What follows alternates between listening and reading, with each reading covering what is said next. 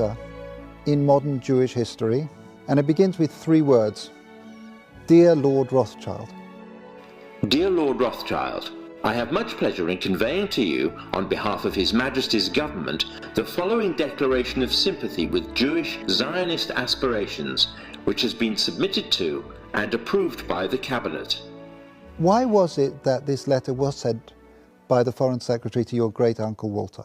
It's an interesting question because it was primarily a movement from Eastern Europe, but they didn't clarify who was in charge of that movement. And in addition, it was, after all, in Great Britain. So they felt that the Rothschild family should be the one to whom it was addressed. And Walter was Lord Rothschild, and he was a Zionist. And those really are the background reasons. So Walter received the Balfour Declaration, and I have a copy here. And I wonder if I could possibly ask you to read it for us. Yes, indeed. Yeah. I'm going to put on my spectacles to make sure I read it accurately.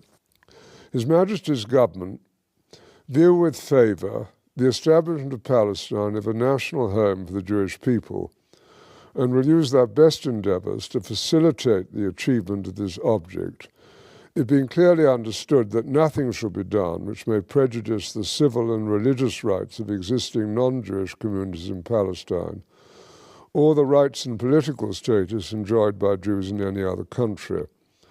I should be grateful if you would bring this declaration to the knowledge of the Zionist Federation. Yours, Arthur Balfour. And here it is, the Balfour Declaration. What do you feel when you see it here?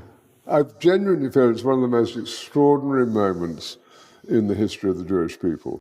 If you think it took 3,000 years to get to this, and then you say, how did this miracle happen? It's the most incredible piece of opportunism. I mean, if you think you had an impoverished would-be scientist, Chaim Weizmann, who somehow gets to England, meets a few people, including members of my family, seduces them. He has such great charm and conviction.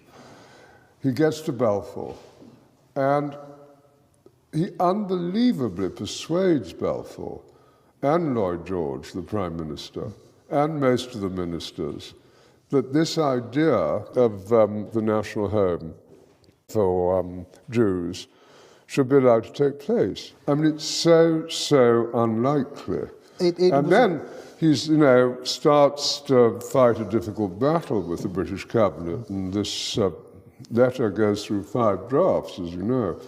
And in the end, it comes out as a rather compromising letter. I mean, the essential point is there for the Jewish community to fasten on to. You have the first bit, which promises a national home rather than the national home, and then you have the bit that nothing that's to be done should in any way harm the Arab community. But you come back to the big point, which is that this is perhaps the greatest event in Jewish life for thousands of years. And it's a miracle.